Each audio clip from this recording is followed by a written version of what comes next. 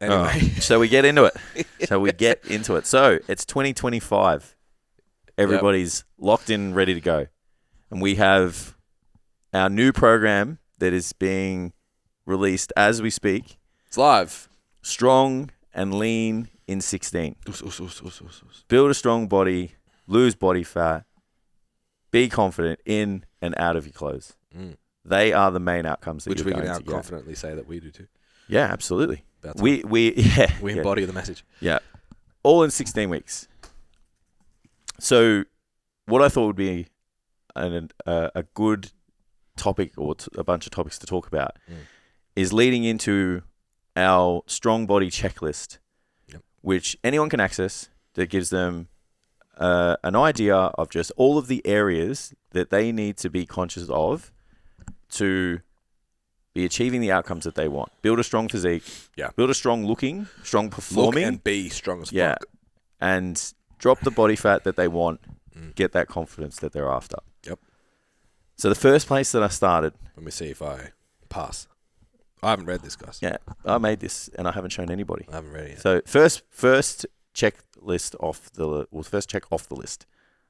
Have clear goals and a specific plan on how you're going to achieve them. We just wrote mine. Absolutely. And in the most recent podcast, we also wrote my program. Absolutely. How often do you goal set and plan with your crew? With my crew? Yeah. 4 weeks before every goal.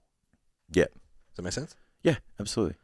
So you So if you're going to compete 4 weeks before that, yeah, we're probably not going to compete again for a year. We're going to do this. We're going to do that. We're going to do this. Yep. Just quickly, and then we'll talk about it after the meet. Yeah, I agree. All your people, all your clients are receptive to the goals, the timelines, all of that stuff. Or do you have people that are a little bit tentative, a little bit scared? Because I find sometimes for some people who don't, you're talking about the ones that kind of want to go all in, but they're kind of scared. They don't know which coach to pick. They don't know all that. But I still feel the same with the goals. People are scared to go in on their goals, but then they're frustrated with their results. Yeah. And then you look at what they're doing day to day, and you're this could be easily fixed if you went all in on your goals. Yeah. Right? So there's people that I am working on habit stacking. Yep. That don't have time-sensitive timelines. Yep.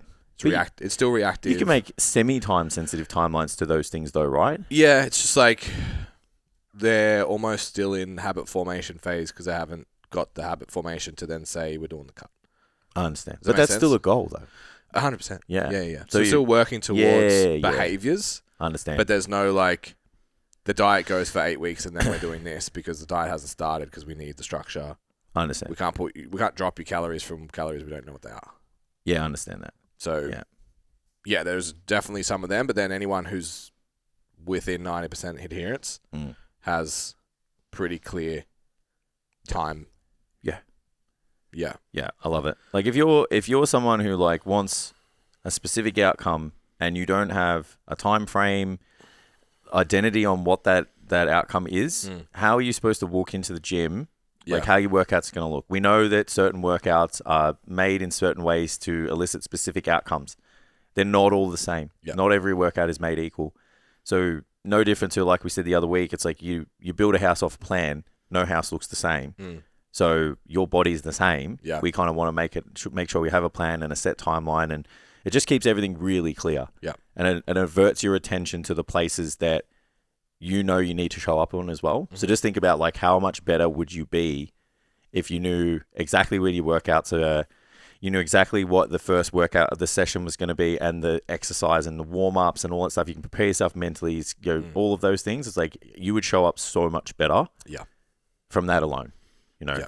So big fan of having a plan. I'm fucking so excited to go home and write my program, my meal plan. Yeah, I'm going to write all this chat about programming. I'm going to change my program. Speaking of programming, I have a program that's tailored to my goals and needs. So what is a program what's an example of a program that's tailored to your goals and needs? Okay. Start with the goal in mind. Start with the perfect plan for the goal that you have. And then move the least distance away from that as possible. Yeah. For absolute adherence. Yeah, absolutely. I love that. Yeah. Yeah. Where everyone else goes the other way. Yeah. It's like build the bare minimum and then see what they can build on that. It's like the people listening to this stuff, like they want it all. Yeah. You know, and they want it in the time frame. So we have always been with the idea, go as high up the optimal spectrum as possible and then pull back as closely from that set point as you can. Yeah, so what's the program I would write for you if you were a paid athlete trying to achieve this goal? Yeah. And then what restrictions do we have that need to move you away from that? I can only train 4 times, not 5. I can only train for 90 minutes, not 2 hours. Yeah. I can not do that exercise. Like, you know what I mean? Yeah. Like, boop, boop, boop, boop. Right, this is the maximum. Yeah. What's an example of tailoring a program for someone if they were curious? Like, what are the decisions that you make that separate that program from someone else? Yeah. So, in a strength, go through the strength lens because you can do hypertrophy. It would be exercise selection based on strength and weaknesses. Mm-hmm. And it would be the relationship of volume and intensity inside even specific blocks. Yep. They would be the 2 real things that you're kind of focusing on. So like the program's going to look the same, but exercise selection is the biggest variance because I train, most of my girls are between 60 and 75 kilos. Yeah. Between 25 and 30.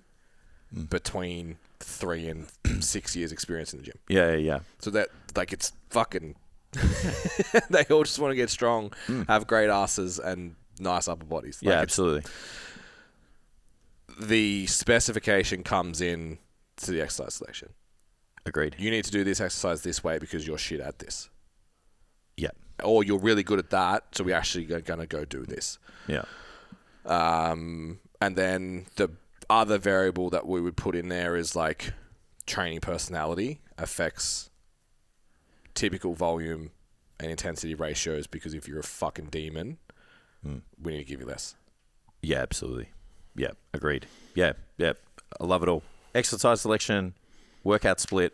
You know, those are the examples of the ways that we make things work for the person. Yeah. How much consideration do you give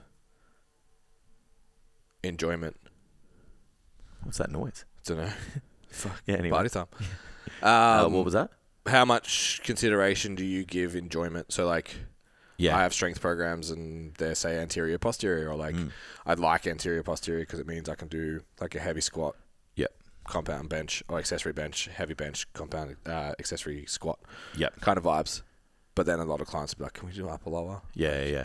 See, I'll lean into the preference of the lifter. Yeah, unless there's an extenuating circumstance where I need that thing done. I agree. I actually lean that way more. Yeah. With a physique athlete than I do strength athlete. But we're trying to build strong and lean bodies here, Ben. Yeah. So if we're doing that, really want to lean into what's likely going to be the closest to 100% adherence as possible, I think. An effort. Yeah, that's it. Yeah, I want someone going into the gym enjoying the way the week is distributed. Surely it's not a party every time you go into the gym and you're like, I absolutely love every exercise. Yeah. Like if we're working on building a physique that's strong looking and leaner, there's going to be gaps that need to be filled from exercises you're not great at, like you already kind of said it before. So they're going to be tough and challenging, and we're not going to like them as much as the things that we're good at.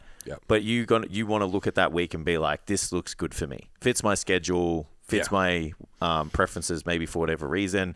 And like I feel like the person needs to see like the programming be a reflection of them at this current point and what they want. So because it builds belief in shit. You know what I mean?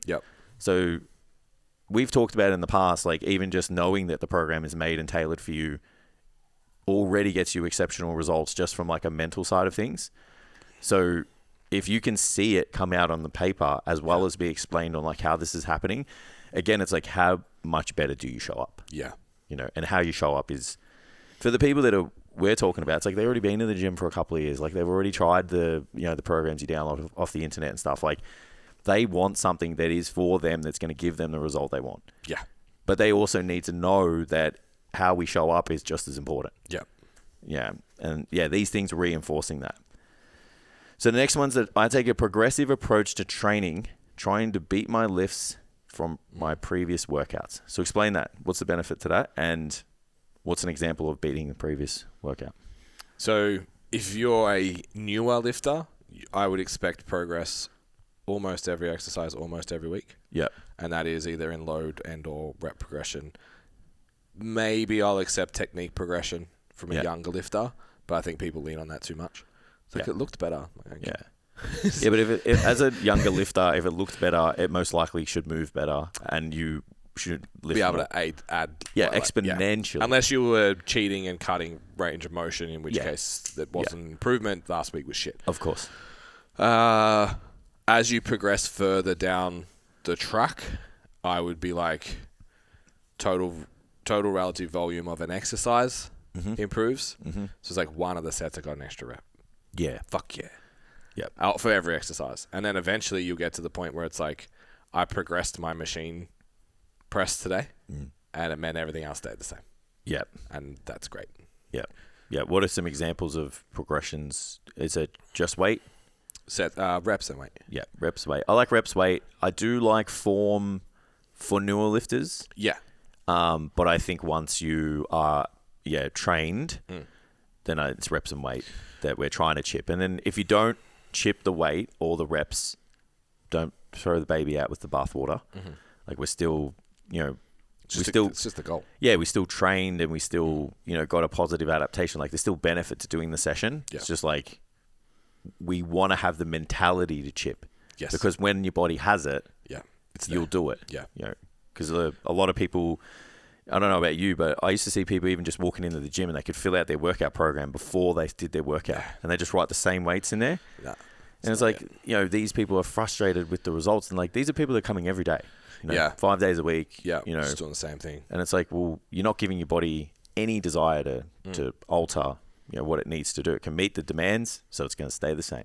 Yep. If anything, it actually tries to regress because it can be more efficient. Correct. I review my technique to ensure I'm training effectively. It's a big one. Yeah. And a high friction one, to be honest. Yeah, I'm on to my guys about it. Because I feel that you feel in your training program, like a lot of people show up. Like again, this is the thing, right? The how you show up thing, right? So you do the 5 workouts, you complete all your exercises and all that stuff.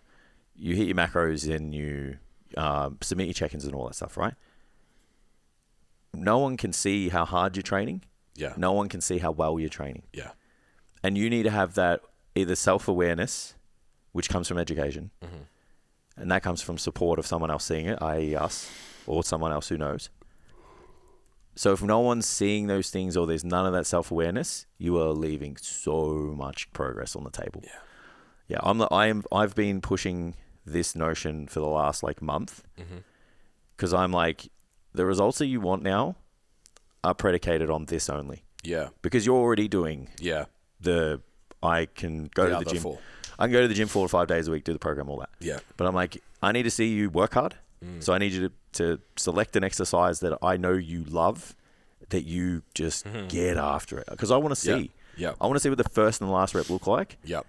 And really impressed, by the way. So to my guys, nailing it. And then I'm also like, hey, I need to see these exercises. Most of the time, respectfully, I'll pick the muscle groups that are the weakest. And I'm like, hey, I need to see back, lat pull down. Yeah. I need to see glute exercises, whatever. And then instantly it's like, hey, this setup, draw this foot here. Like this rib cage is up too far. You need to protract here. You need to sweep your arm to here. And then instantly the next week, oh, this felt so much better. I was able to I had to drop the weight, but now I feel it more. And then progressively over time, it's like, that's going to lead to better results. Yep. Targeted effort in the right areas. So I'm huge on it. Yeah. I would go so far as, not completely, I want to see a couple of videos because just 2-3 exercises, I know how you train. Like the control, do you have the skill? Yeah. Do you have the ability to decelerate into the end of range? Do you have the ability to push when the reps slow down? Do you lose position? Do you chase shit? Yeah. Are you taking fucking 8-second rest pauses and counting it as RPE? Like, I can see so much. Yeah. How you're holding yourself, how you're standing, your face when you train. Like, so much to see from 10 years on the gym floor that I can see you do a set and no. Yeah. And it would actually blow people's minds how much information someone like you and I can pull from one training video like that. Yeah. Just as like an overarching, I have an idea of how you're showing up in the gym. Yeah. I say that to them all the time. I'm like, to untrained eye, this is great. Yeah. But I'm like, when you put this under a microscope, and I know that you want those next level results, put your shoulder here, put your hips here, chin down, reach here, externally rotate. I'm like, those are the things that are going to matter over time. Yeah.